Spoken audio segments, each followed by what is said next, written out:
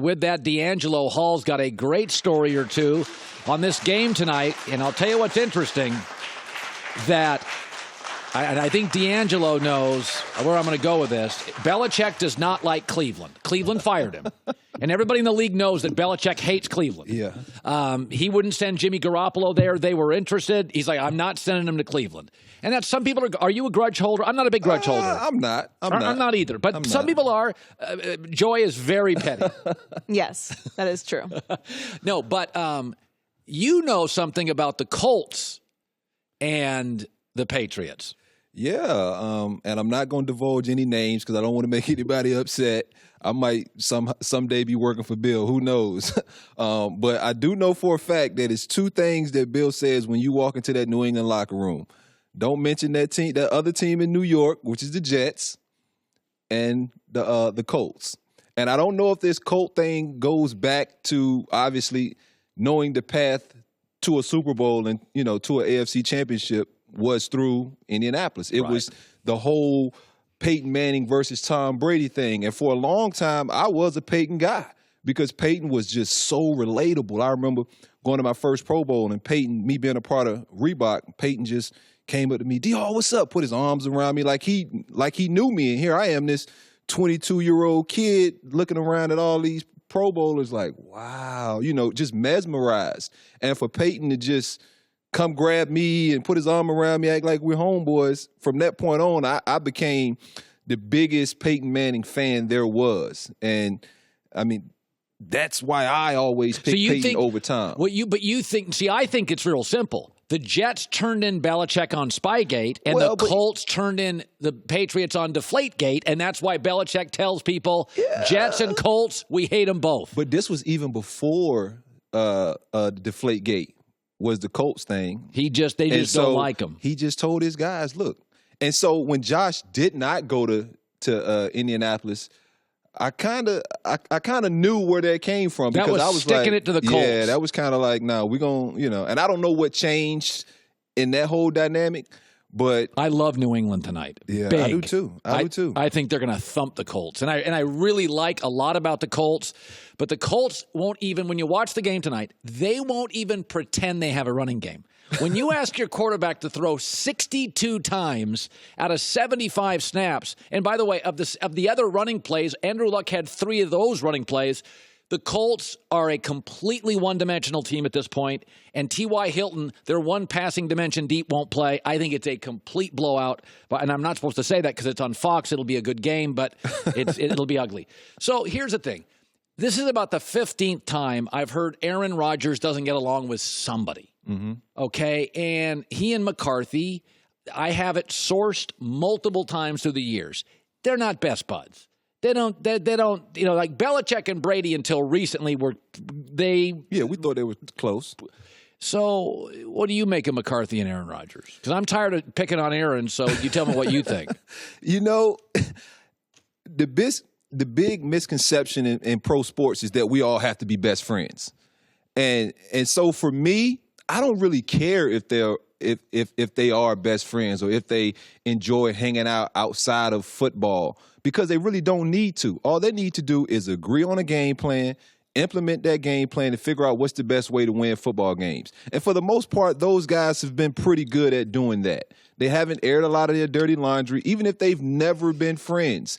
And so for me, being in a locker room, it's some guys that I didn't like in that locker room personally, but it didn't interfere with my ability to help either line them up or put them in position to make plays and vice versa for myself. So let's say you're in a locker room and there's 5 or 6 guys you just don't like. Generally, why don't you like them? Let's get personal here. It's just little things that they do. Like what? Maybe they don't take the game serious enough. Maybe in practice when I feel like you should be worrying about X, Y, Z, you're worried about something else. And, I mean, that tends to be a lot of the noise friction in a locker room or friction is because it means more to you than that guy. That's a really good point. And if you can see that, everyone else can see that as well. Tony Gonzalez told me, he said 3% of the league is completely, absolutely committed, that wants to be great. Yeah. Like literally players want to be superstars. Tony's like, I wanted to be a superstar. And he said, you would be shocked at the number of guys who are just taking a check. Yeah. And you wanted to be a star. Yeah, absolutely. And guys drove you crazy when they weren't committed. They did. And as you mature and you grow in the league or in whatever respective sports you play, what's important to you tends to change. Because at first I was labeled a me guy. All I wanted to do was make Pro Bowls and make plays. But as I continued to do those things and still didn't feel as though I was getting the amount of respect as guys who were winners were getting, then I was like, well, maybe it's not just about my own stats and Pro Bowls and this. I got to be a part of something. Right. And as you continue to grow and mature in whatever sport you're in, you'll learn that. And so, I used to tell my young guys all the time, when I used to get up and talk to rookies, I used to tell them, hey, look, it's dudes playing this league for money. It's dudes that play for fame. It's dudes that play because they want, good-looking girls. Right. And so regardless what you play for, it's dudes that play for the name on the back of their jersey. Regardless what you play for, prepare and treat it as if it's a job, because you won't go wrong. You've always heard the old saying, you can't get money chasing girls, but you can get girls chasing money. And so that's kind of the comparison, Joe. Like if you ball and you're doing your job the right way and you're playing this game the right way, things will work out. A lot of those other things are pan out for I always you. tell my wife, everybody's an aholic. I'm a workaholic. It's better than an alcoholic. Yeah. There's a lot of aholics out there. You might, if you're going to be one, be a workaholic, because at least it'll take care of your family. You'll have good health care. You'll have good education for your kids. Yep. So so Drew Brees is, Joy and I think, is probably the most underrated quarterback kind of our generation. And this Monday, he'll set a bunch of records on Monday Night Football. You faced the early Saints Brees when you were a Falcon. What do you remember about it? I tell you what, we were part of, I guess, what started as the legacy of Drew Brees. I mean, he had a pretty good career in San Diego, but obviously they had Phillip Rivers and Waiting. Right. And so, he had to go somewhere else. A lot of people didn't want to take a chance on him, and New Orleans takes a chance on him. Him and Sean Payton, I think, has one of the greatest relationships in all of sports. It seems as though that's the case with those two guys. They seem to always be on the same page. But my Atlanta Falcons team, we were undefeated the year they opened back up the Superdome. Post-Katrina. It was the first game of the season back in that place. Oh, good God. Oh, man. You talking about the perfect storm. They had just drafted Reggie Bush. That was the punt block. That was the punt block by Sean Gleason. Yes.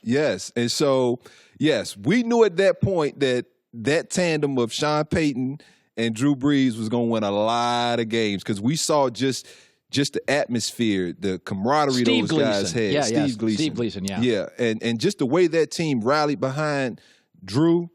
Like, quarterbacks aren't in the middle of team huddles breaking it down, getting the guys hype. It's part of what we all like about Baker, is because he can be that kind of guy.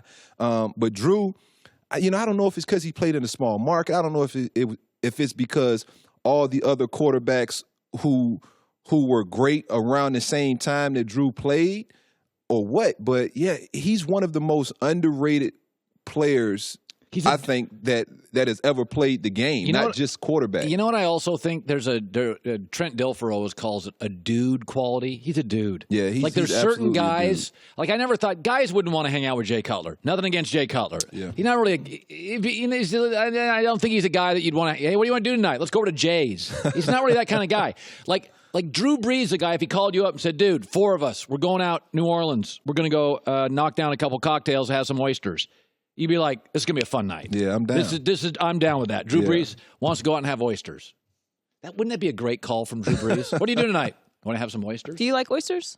I grew up on the beach. I love oysters, man. If you're in New Orleans, you got to hit Dragos, man. You ever had Dragos in New Orleans? I've been to a lot of places in New Orleans. Oh, char-grilled oysters. The best in the world. Great food city. You're going to gain weight, go down to New Orleans. Don't go down there long. Couple days, you put on 8 pounds, get on a flight and come home. DeAngelo Hall, good seeing you. Hi, everybody. Thanks for watching. Subscribe here to get the latest from the show. Also, be sure to check out more of the best clips from The Herd, or go watch a few segments from other shows on FS1.